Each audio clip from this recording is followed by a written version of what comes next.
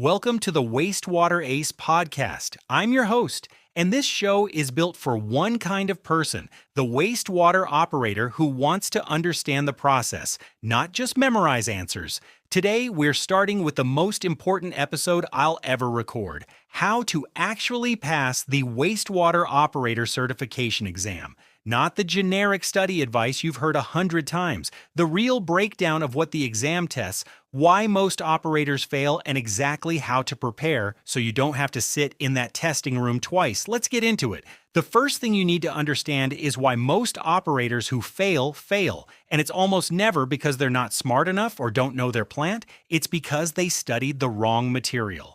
Here's what I mean. Most operators have been doing this job for months or years before they sit for their certification exam. They know their plant, they know their process, they know what to do when the secondary clarifier starts showing rising sludge, or when their dissolved oxygen drops overnight. But the exam doesn't test what you know about your specific plant. It tests whether you understand treatment processes broadly, across the full treatment train, from screening all the way through biosolids disposal, at a conceptual level that lets you answer questions about processes you may have never personally operated. That's the gap. Operators who work activated sludge every day sometimes fail because they've never spent time on disinfection chemistry, or they've never had to think carefully about anaerobic digestion, or their plant doesn't do nitrogen removal. So nitrification is a blank spot in their knowledge. The exam doesn't care what your plant does. It tests everything. So let me walk you through what's actually on the Class 1 and Class 2 exams, because this is where most study plans go wrong from the start. The core topic areas are preliminary treatment, screening, grit removal, and flow equalization.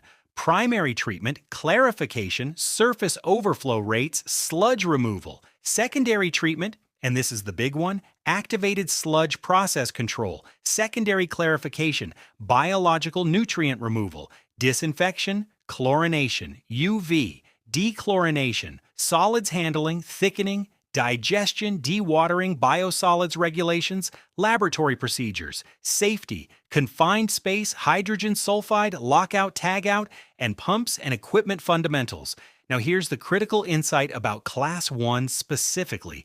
Roughly 70% of the questions are conceptual. They're not asking you to calculate a flow rate or solve a chemical dosing problem. They're asking you to demonstrate that you understand why things happen in a treatment plant. Why does rising sludge occur? What causes filamentous bulking? Why is low dissolved oxygen a problem in activated sludge? What happens to nitrification when the temperature drops? These are the questions. And you don't need a calculator to answer them. You need to understand the process. So how do you study for this? Let me give you the three-part approach that I've seen work for operators over and over again. Part 1, learn the full treatment train, not just your unit processes, all of them. Spend time on the areas outside your daily experience. If you run activated sludge every day, you probably don't need to review that section as hard. But do you really understand how a primary clarifier fails? Do you know what the surface overflow rate is and why it matters? Do you know the difference between aerobic and anaerobic digestion and what conditions each one needs to operate correctly? Fill in the gaps. Part 2, learn process relationships, not just facts. The exam loves to test whether you understand the chain of cause and effect in a treatment plant. Here's an example. Increasing your wasting rate decreases your sludge retention time, which decreases your F to M ratio, which means your sludge is younger and more active. That's fine up to a point, but if you waste too aggressively, you can wash out your nitrifying bacteria, which are slow growers, and lose nitrification entirely. Understanding that chain of relationships is what passes exams. Memorizing that SRT stands for sludge retention time is not. Part 3. Practice with real exam-style questions. And I mean multiple choice questions in the exact format you'll see on test day. Not flashcards, not true or false. Multiple choice questions that require you to apply your knowledge, eliminate wrong answers, and identify the best response, exactly like the exam. The reason this matters is that the exam question format has its own skill set. You need to get comfortable with how answer choices are written, how distractors are designed to trip you up, and how to approach questions where two answers seem correct, but one is more correct than the other. Let me give you a few exam day tips that most study guides never mention. First, the passing score is typically 70%. That means you can get 30% of the questions wrong and still pass. So don't panic when you hit a question you genuinely don't know. Skip it, mark it, come back. You don't need a perfect score, you need 70%. Second, time management. Most exams give you more than enough time if you move through the questions steadily. Don't get stuck on any one question for more than 2 or 3 minutes on a first pass. Get through everything, then come back to the ones you're unsure about.